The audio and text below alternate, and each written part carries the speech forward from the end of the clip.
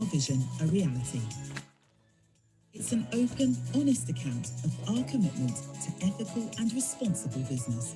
But above all, it shows the progress of our cooperative business.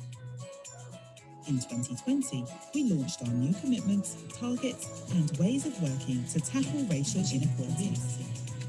We realised our community plan to further support those in need, and we introduced our new membership offer, now giving 2p for every pound spent on own brand products to local communities.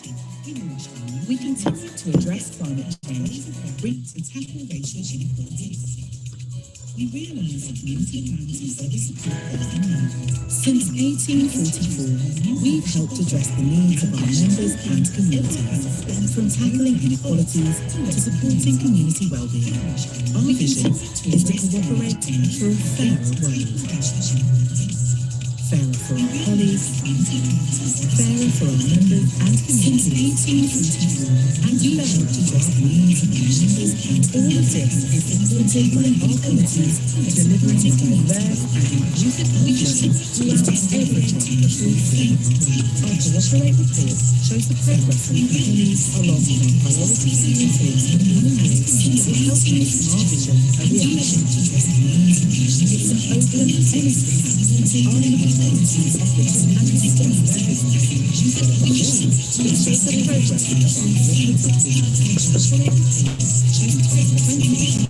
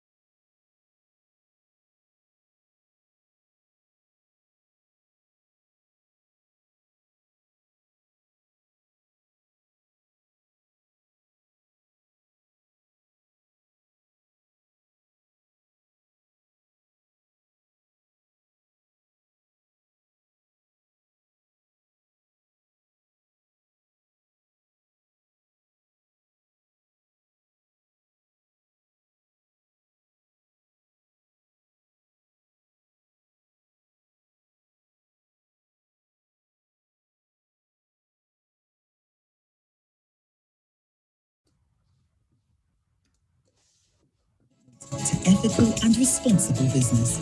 But above all, it shows the progress of our cooperative business. In 2020, we launched our new targets and ways of working to tackle racial inequalities. We realised our community plan to further support those in need, and responsible business. But above all, it shows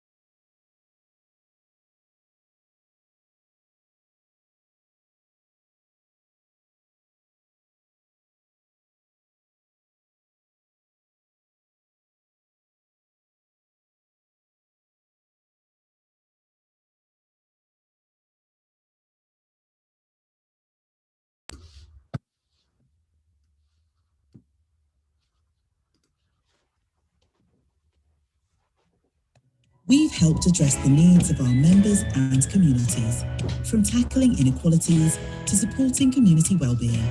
Our vision is to cooperate for a fairer world. Fairer for our colleagues, fairer for our members and communities, and fairer for our planet. All of this is supported by our commitment to delivering a diverse and inclusive culture throughout everything that we do. Our Cooperate report shows the progress we've made, along with our priorities and targets for the coming years that will help make our vision a reality. It's an open, honest account of our commitment to ethical and responsible business. But above all, it shows the progress of our cooperative business.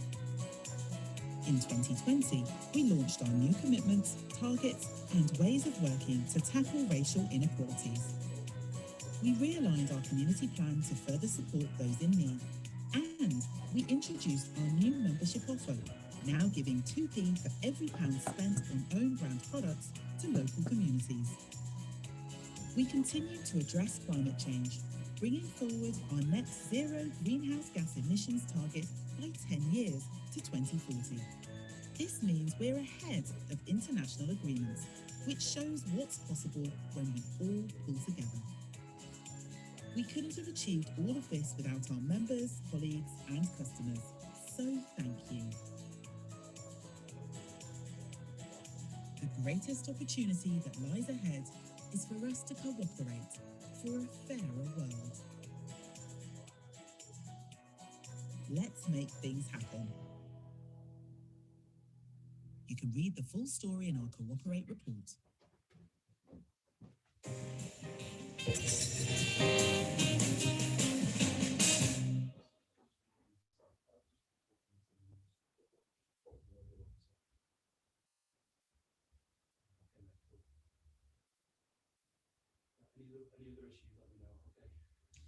Hello and welcome to Accessibility Manchester with a special takeover covering inclusion and accessibility and what that's like at Co-op. My name's Adam Warburton, I'm Chief Product Officer at Co-op, so it'll be lots of our fantastic folks telling you all about how we get accessibility done. I'm going to intro and outro the sessions this week, but I'll do that pretty quickly because I'm definitely not the person that you're here to listen to. So we'll have 3 sessions this week. We've got one today, one on Wednesday, and one on Thursday, all running from 12 to 1. As you would expect from Accessibility Manchester, all the sessions got closed captioning available. Day 1 today, we're going to talk all about being inclusive and what that means to us at Co-op. And we've got brilliant lightning talks lined up, which I'll cover in a second. Day 2 is all about scaling accessibility and what that looks like for us. And then day 3 is all about getting accessibility done. So what does that practically mean in teams, in products and services to really bring it to life?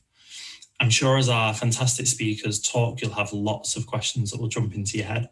So please feel free to use the YouTube live chat functionality to capture those questions, or go on Slido and use the hashtag accessibility.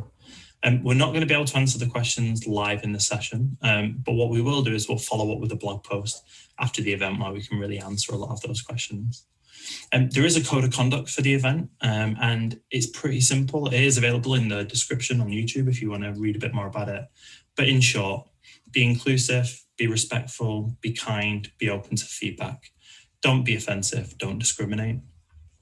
Everybody is coming to this with a positive intent. We're all here because we want to learn from each other. We want to further our craft, and we recognize the importance of accessibility. So come at this with the right attitude, lean in, and we're all here to learn. So, but like I say, if you do want more information on the code of conduct, that's available in the description. So day 1, let's get stuck into that. So this is, like I said before, all about being inclusive at Co-op, and there are 4 lightning talks today. The first one is from Carly Tate. Carly's fantastic. She set up the Represent Network at Co-op, which is a network for disabled colleagues to provide guidance and support to each other and to build awareness of what disability is like at Co-op and how we can all work together to make Co-op a more inclusive place to work. Second of all, you'll hear from the brilliant Paul Monday.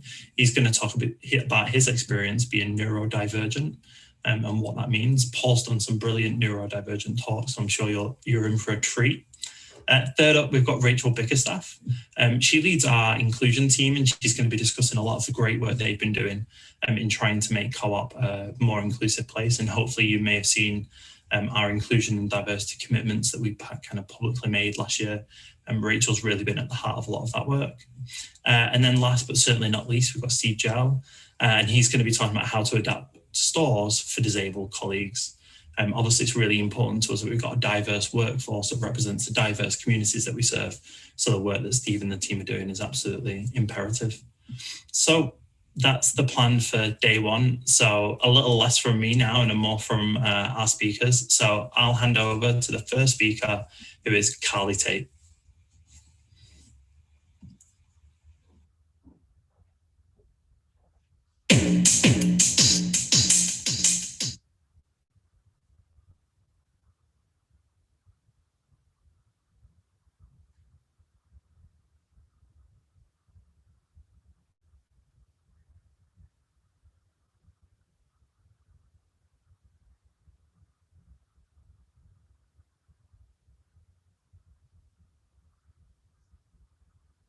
Hello everybody, my name is Carly Tate and I am the chair of Represent, which is Co-op's Disability Network, and I'm joined today by Katie, who is also a member of the Represent team.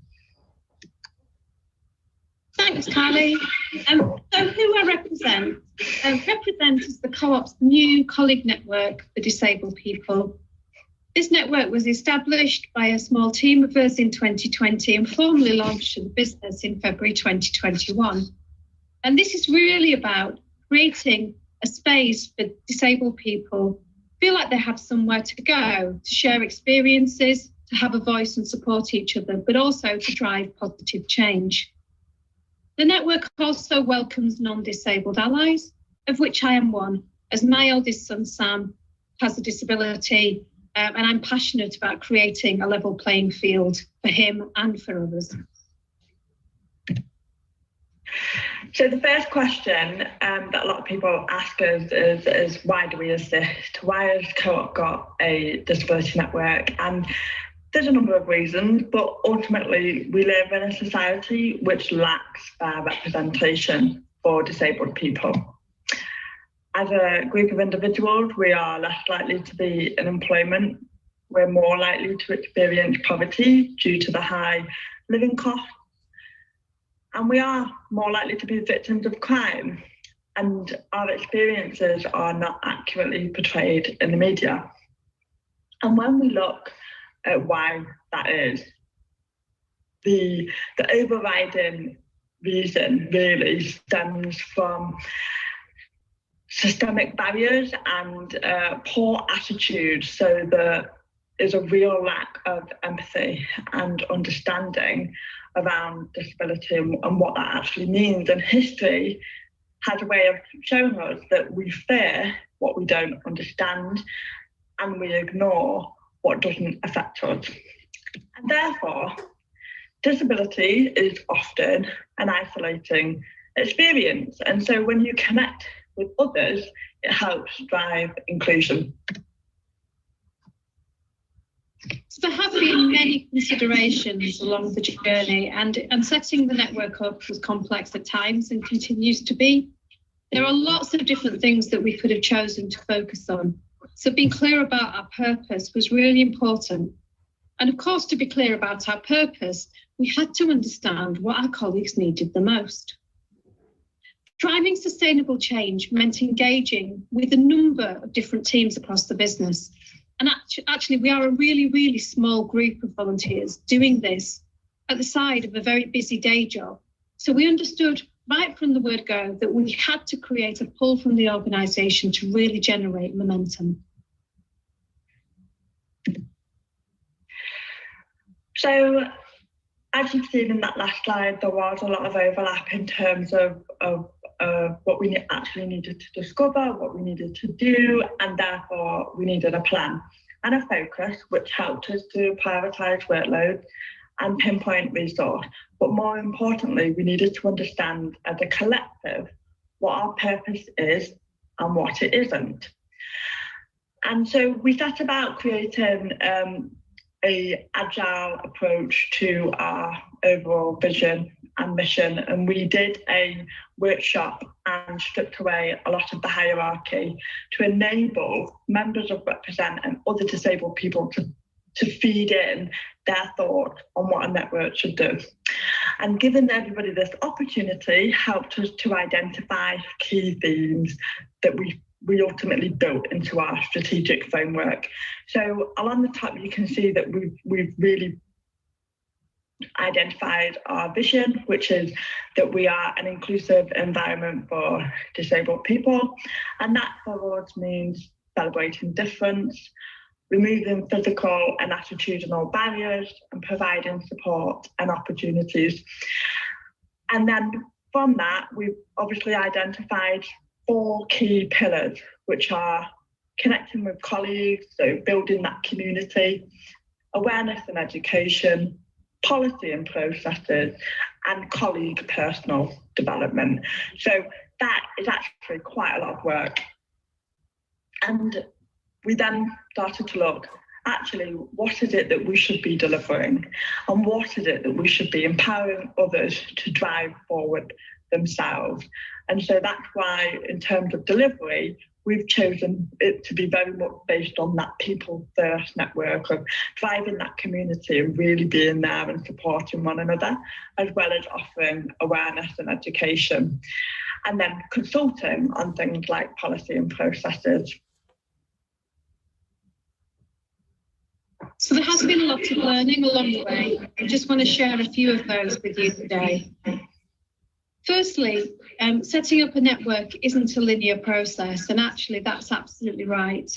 To be successful, you have to be willing to listen, lean in, change and adapt. We chose to shape the network organically as we took time to learn, to grow and understand our colleague needs. Secondly, the power of storytelling. So as a group, we spent a lot of time over the last few months telling our own personal stories to different teams across the business. And we've received some really amazing feedback. Now that's empowering from 2 perspectives. Firstly, it's empowering for those colleagues who've taken that decision to bravely tell their stories, often for the first time. But actually also it's empowered others to drive change. So we've seen teams listen to our stories and be so engaged and kind of overawed by the stories that we told, and really moved by some of those experiences. That's compelled them to go away and to really grasp the nettle and drive action in areas that they've got influence over. And that's brilliant to see. Then in terms of our network goals, that split between consult and deliver that Carly mentioned earlier has really helped us to make best use of the really kind of scarce resources we've got within our network, but also to be clear with other teams about our expectations and needs of them. And lastly, this goes without saying, but no matter where we all are on our personal journeys and where any organisation is on its journey, there is always more that we can do. There's always that next step to take.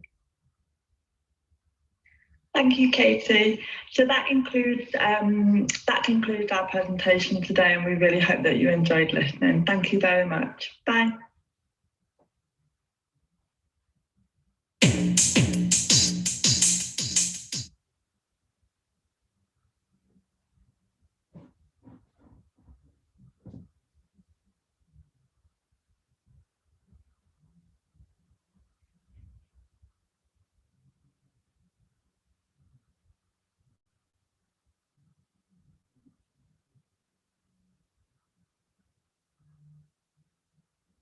Hi, my name is Paul. I'm a software engineer at the Co-op, and I'm here today to talk to you about my experience of being neurodivergent.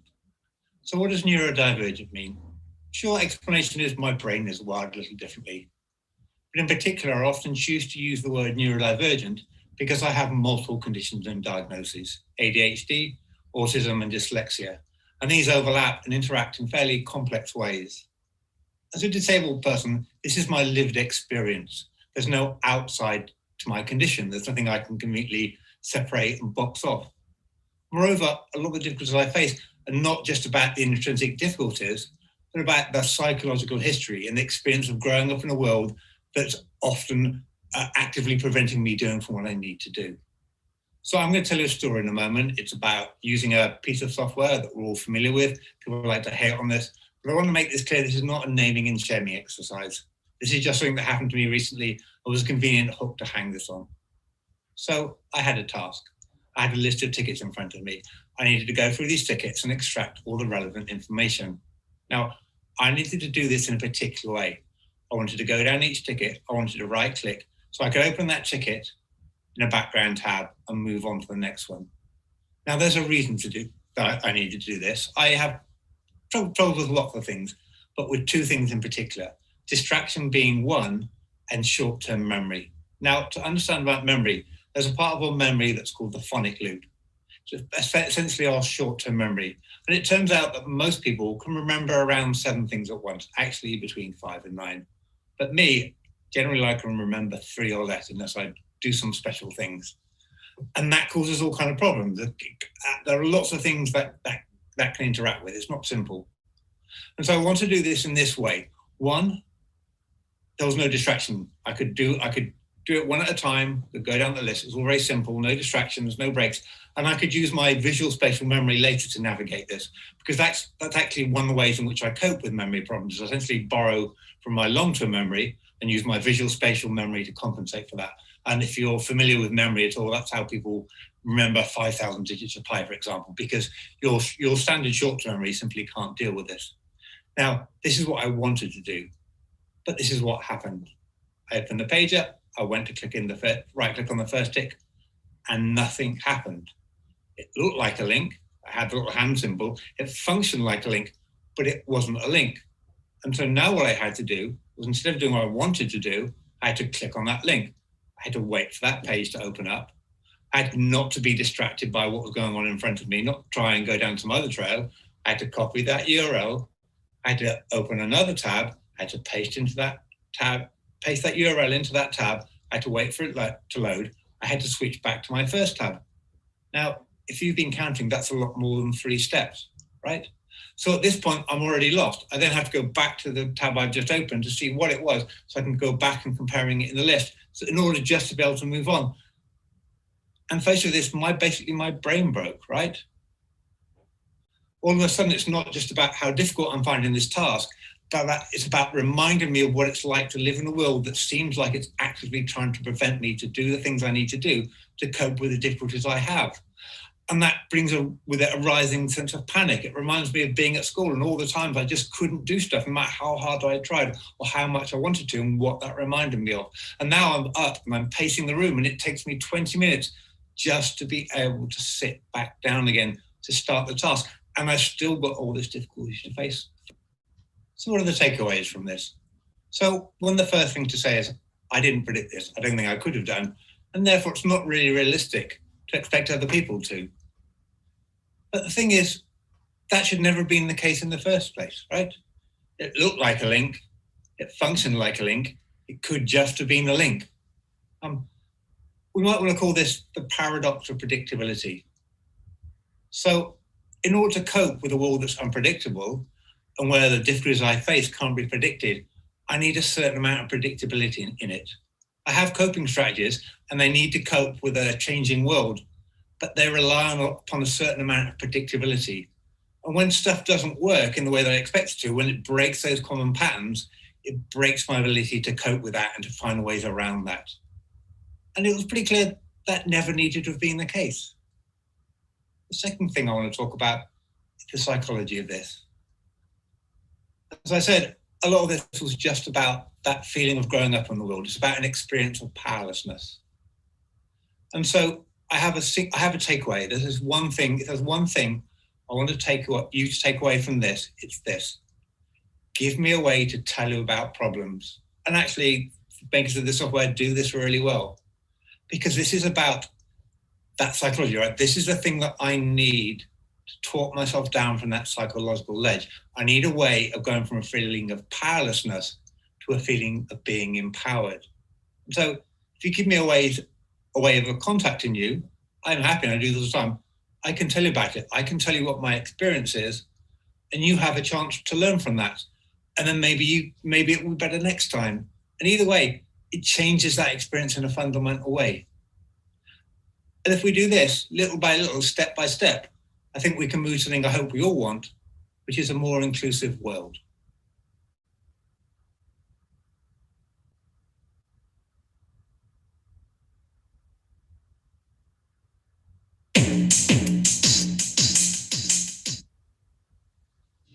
To ask a question, visit Slido/accessibility Manchester.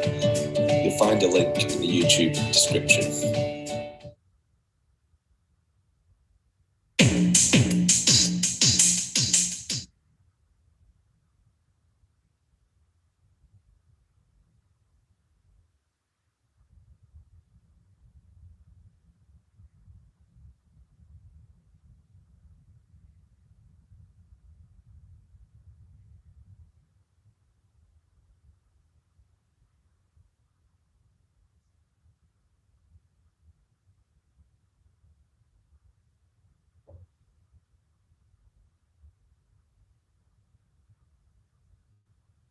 Good afternoon, everybody. So my name is Rachel Bickerstaff. I'm the Head of Diversity and Inclusion here at the Co-op. And today I'm going to talk to you a little bit more about how we've put inclusion at the heart of everything that we do. Today, I'm going to talk to you a little bit around why it's been so important for us as a co-op, so how actually everything that we do in diversity and inclusion really connects to our vision, to our values, the types of things that we're focusing on. So we focus on two things: diversity and equity, inclusion and belonging. I'll talk to you a little bit more about what that means and the sorts of work that we're doing in that space. And then I'm also going to talk to you a little bit about some top tips for getting started. It's a common question that we're asked more frequently, really, just in terms of how we've actually made some of the progress that we've made. So I thought it'd be really helpful to share that with you today. I hope that's all okay. And as always, if there's any questions that you want to contact me on directly, please do so. You can generally find me on LinkedIn or email me direct to the Co-op. Okay, so let's get started. So for us, in terms of kind of all the work we do in diversity and inclusion here at the Co-op, it's really connected to our purpose. It's connected back to our vision, cooperating for a fairer world, because we want to make the world fairer for our colleagues, for our members and our communities, and for our world in general. It's a really bold vision, it's a bold ambition, but it's something that's really kind of important to us as an organisation, and that's why it's our vision really for the future. The work that we also do is very much about how we create an inclusive co-op culture. So that's about making sure that all of our colleagues can come to work, be themselves, have that true sense of belonging, and they have that opportunity to have that fair and equal chance to fulfil their potential. For us, diversity and inclusion is just a fundamental way of actually how we do business here at the Co-op. And that means that we have to work really hard to intentionally develop inclusive practices for our colleagues. We don't see it as just kind of a nice thing to do or just kind of the human element to do, of course, of which that's important. But we actually see it as a really kind of different way of actually how we do business.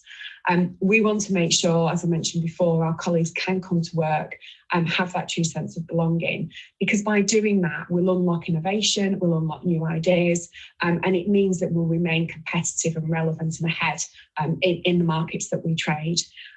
Unlocking innovation really, and having colleagues that represent our communities is actually the commercial imperative, and again, another reason why it's so important to us as a co-op. So what we stand for, so if we sort of flip back to the 18th century, equality and equity are some of our real founding values of what our Rochdale pioneers kind of came up with. So they set up a cooperative, which was about really challenging social injustice and inequity as they saw it kind of in society today. I suppose as we sort of flip forward into 2021, and particularly on the back of coming out of a global pandemic, where we see inequities have just increased kind of over that period. Never has it been more important for us to really kind of lead with our values and lead with kind of actually what is the right thing to do. So equality for us is about making sure that everyone's got an equal opportunity to reach their potential. That doesn't matter kind of, you know, who you are, what background you come from, what starting life that you've had. But equity is really important, and it's a really important difference, because actually what that means is that we recognise that people have different starting points, and therefore in some instances we need to do different things for different communities.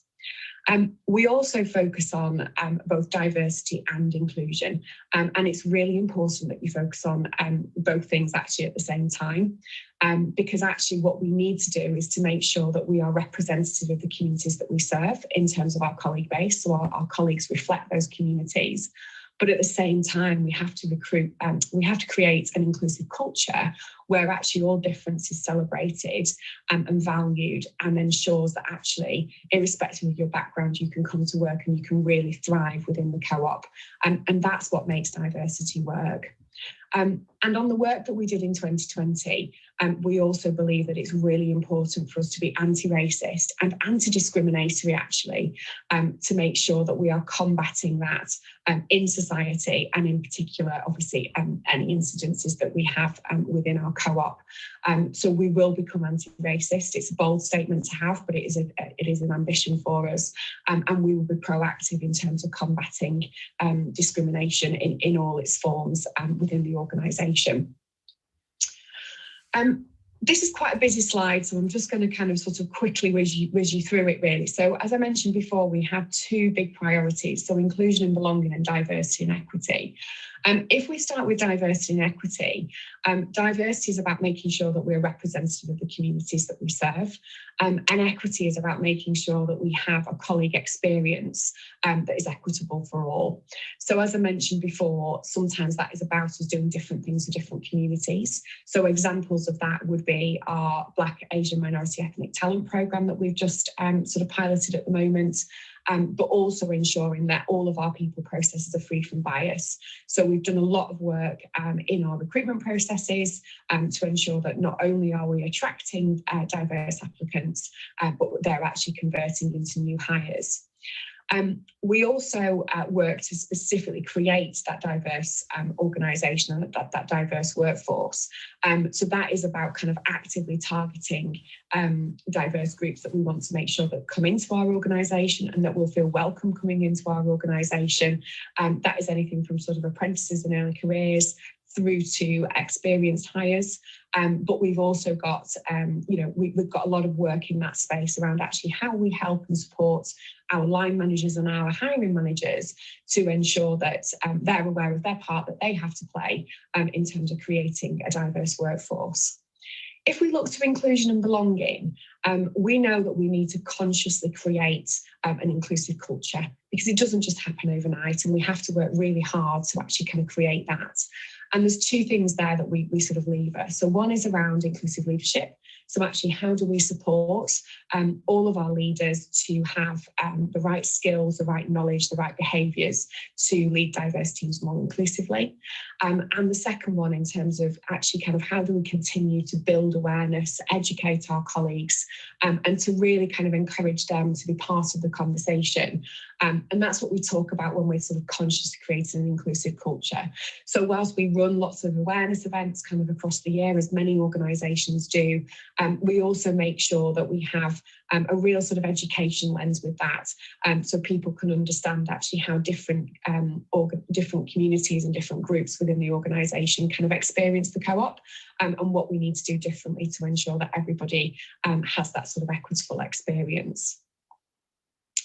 As I mentioned before, we have been asked this question really just in terms of some top tips that we can kind of provide for people to get started really on their journey. And what I'm not saying is that we're the experts in this at all, because we're really not, and we're continually learning.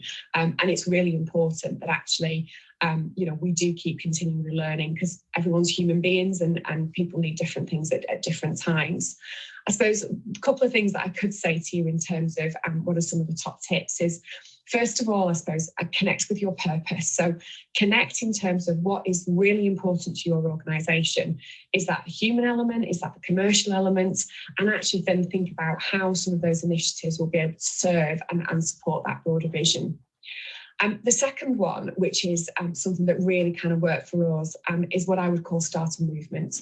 So that is about bringing together all of your incredibly passionate people across the organisation, of which I'm sure there'll be many, to really come together and focus on one or two things that's going to really make a difference, and start to build that awareness first, and perhaps start to do it from a bottom up approach. So one of the things, again, that worked really well for us was to bring all of our inclusion pioneers, our colleague networks, and other sort of real passionate advocates of diversity and inclusion across the organisation to create events, and to create events that were really meaningful and encourage kind of everyone really to kind of join that conversation.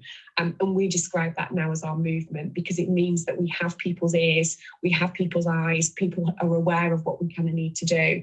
And once ears and eyes are open, then actually kind of people start to listen, and people start to be able to take notice of the bigger things that actually we're trying to do. The reason I say I do it bottom up first is because actually it doesn't really matter that you don't have senior leader buy-in, or that they're not kind of taking action when you think that you think that they should be, because they will take action soon enough. What we found is actually the more that we had a movement bottom up, and the more that our colleagues cared about this, then actually it created that sort of, I suppose, conscience really for our senior leaders to kind of start to listen, and then start to really sort of ask the questions around how they needed to kind of step into this space. And I think the other thing I would also say is the top tip is just around starting somewhere. So people worry about kind of, getting things right. People worry about the language. People worry about kind of, is it going to have enough impact? Just try and put all of that out of your mind and just start somewhere. So just think about kind of, where could be the best thing that you could start? Is it a program of activity that's already running? Is it kind of with some of your colleague networks or some of the advocates that you've got kind of in the organisation? It doesn't really matter, just start. That's the most important thing. And I think just by starting, you'll really start to kind of make progress kind of in that space. My view is you can't make enough progress. We continually learn, we're continually kind of building on our progress. And my view is, from a personal perspective, is this gender's never going away. We'll never be done. This isn't about kind of ticking things off a tick list. It's really about kind of making progress, building on that progress, and continuing to kind of move on from there. I really hope that that's helped, and you found that interesting. As I said before, we're always really, really happy to talk to anybody here at the Co-op, if we can help in any way, shape or form, to help people kind of on their diversity and inclusion agendas. And I genuinely mean that. So please do feel free to reach out to me or to reach out to one of the team, and we're more than happy to kind of set up a conversation. Take care. Really lovely to see you all, and hopefully see some of you soon. Bye-bye.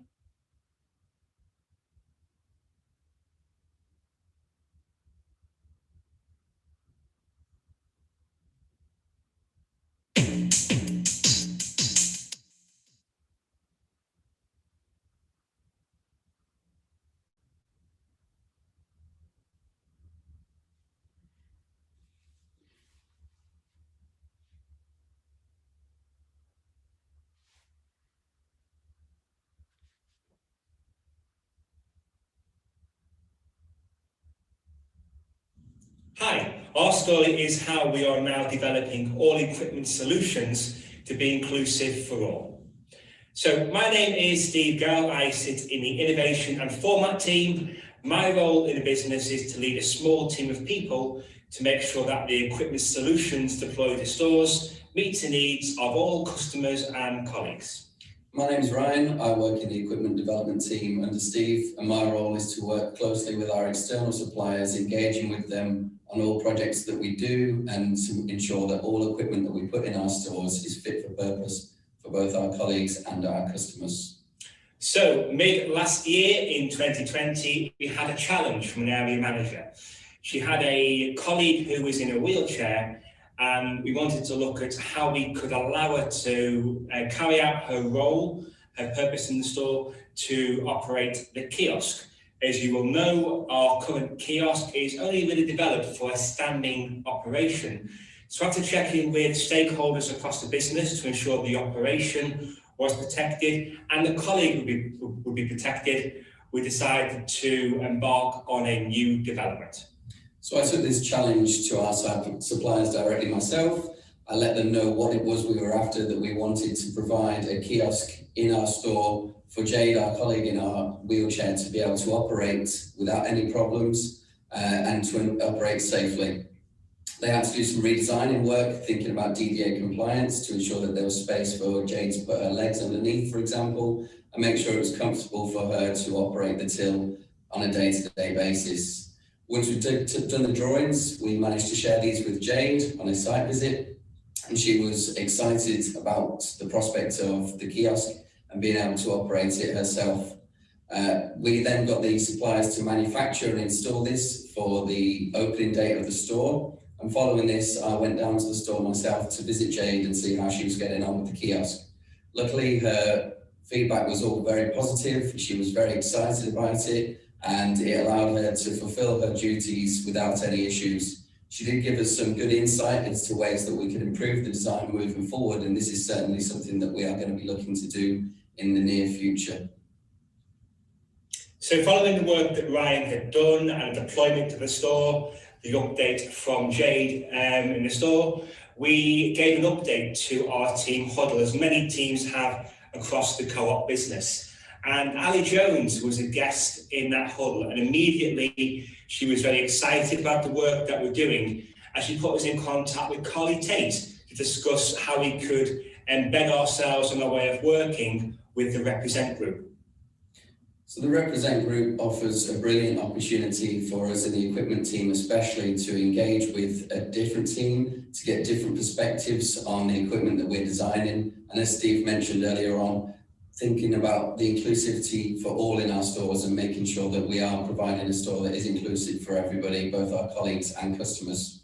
So the next phase of this project is for us to look at developing the kiosk further, taking on board Jade's comments to improve it and make it more functional for her, but also thinking about how we can make it inclusive for everybody. So our end goal is to make a kiosk that is adaptable, one that could be used stood and one that could be used seated. So we're working with our suppliers to think about how we can make this movable, whether it be automated or manual, and that's what we'll be looking to do in the future.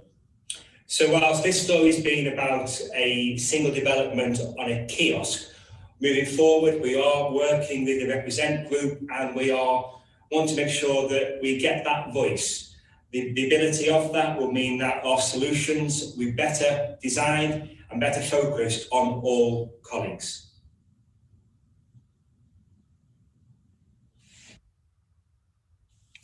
And that brings us to the end of day one of Accessibility Manchester with the co-op takeover.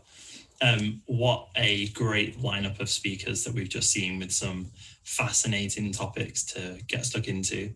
I'm sure everyone's got lots of questions, and now the event's coming to a close. You won't be able to use the live chat feature on YouTube, so feel free to pop any questions into Slido using the hashtag accessibility. And as I said earlier, what we'll do is we'll follow up after the event with a blog post that kind of covers everything that we see people asking about.